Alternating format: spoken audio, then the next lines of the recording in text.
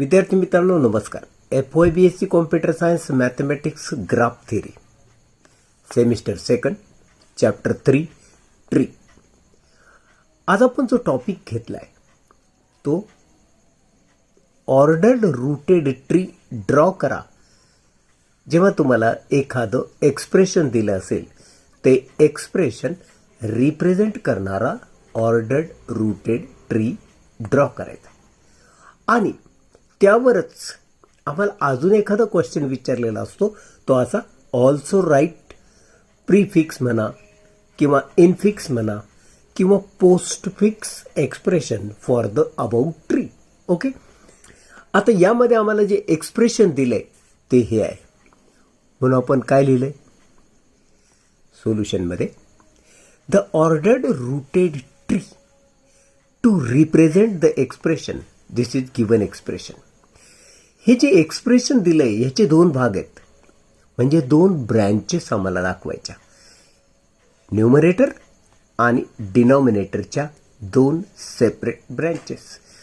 म्हणजे या दोन ब्रँचेसला जोडणारा हा डिवायडेड बाय सिम्बॉल असणार कारण या डिव्हिजनच्या चिन्हानंच या दोघांना सेपरेट केलेलं आहे. म्हणजे हे जे डिवायडेड बायचं जे चिन्ह असेल ते रूट असणार.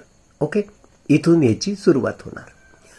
आता आपण ज्यावेळेस हेच एक्सप्रेशन ऑर्डर्ड रूटेड ट्री काढणार तेव्हा काय करणार तर ही जी ब्रँच आहे X plus Y bracket raise to 2 ही पहिली ब्रँच म्हणजे आपण समजा लेफ्ट हँड साईडला ही ब्रँच दाखवणार.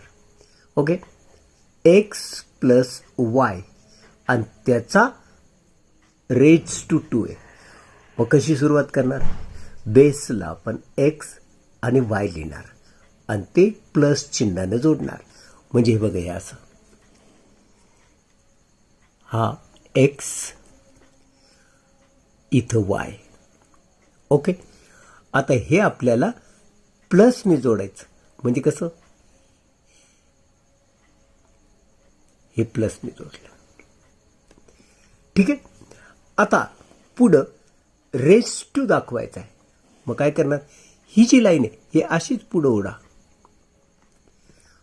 आणि या इथं रेस टूचं चिन्ह दाखवा. आता रेस टू किती आहे ते इथं दाखवा. रेस टू आहे 2. आता पुढं हे तर आपण ब्रँच दाखवली. पुढं आहे डिवायडेड बाय म्हणजे असंच पुढं जा आणि या इथं हे डिवायडेड बायचं चिन्ह दाखवा. ठीक आहे, तर अशा रीतीने ही एक ब्रँच झाली. आता दुसरी ब्रँच इथं असणार आहे. इथं म्हणजे बेस त्याचा इथून सुरुवात करूया आपण. आता नीट बघा डिनॉमिनेटरमध्ये आहे 3x plus Y bracket raise to 4. मग 3x इथून सुरुवात झाली. 3x म्हणजे काय 3 इंटू एक्स. इथं जे चिन्ह आहे गुणाकार असं ते दिलं नाही पण त्याचा अर्थ आहे 3x म्हणजे 3 इंटू एक्स. इथं कन्फ्यूज व्हायचं नाही म्हणजे 3 आणि एक्स पहिल्यांदा लिहायचा. हे बघा या इथं मी लिहिलं 3 या इथं लिहिलं मी एक्स. ओके, आता 3x लिहिण्यासाठी मी इथं स्टारचं चिन्ह देणार. स्टार म्हणजे इंटू आणि हे असं.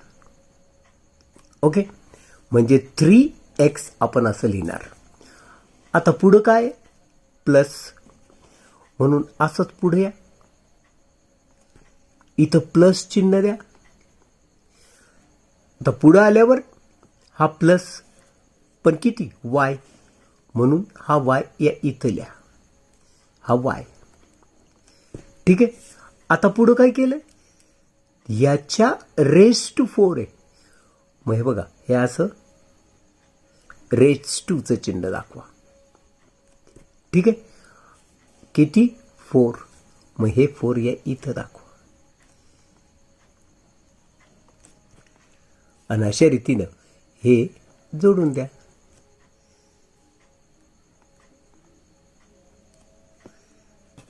हा झाला ऑर्डर्ड रूटेड ट्री. आता मित्रांनो, या ऑर्डर्ड रूटेड ट्री वरून आम्हाला नेक्स्ट क्वेश्चन विचारला होता, प्रीफिक्स एक्सप्रेशन लिहा. मग आता आपण प्रीफिक्स एक्सप्रेशन कसं लिहिणार? हे जे सिम्बॉल आहेत इथून सुरुवात करणार. 1, 2, 3 हे सुरुवातीला राहतील. प्रीफिक्सचा अर्थ सिम्बॉल सुरुवातीला राहणार. म्हणून 1, 2, 3 पहिल्यांदा चिन्ह द्या. तर सिरियल ही घ्या बघा. डिवायडेड रेस टू प्लस सुरुवातीला लिहा. Divided raise to plus. आता आपल्याला हे व्हॅरिएबल लिहावे लागतील.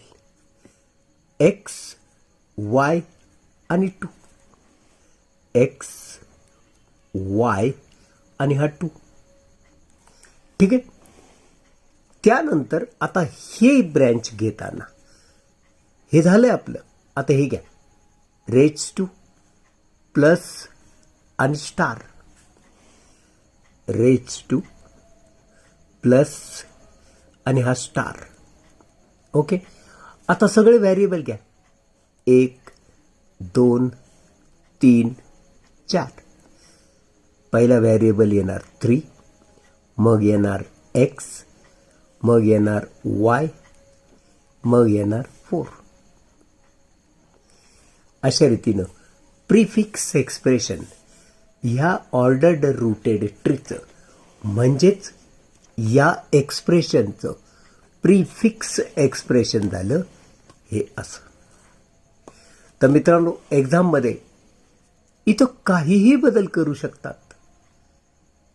तुम्ही त्या पद्धतीनं व्यवस्थित समजून घ्या आणि त्याचा ऑर्डर्ड रूटेड ट्री व्यवस्थित काढा.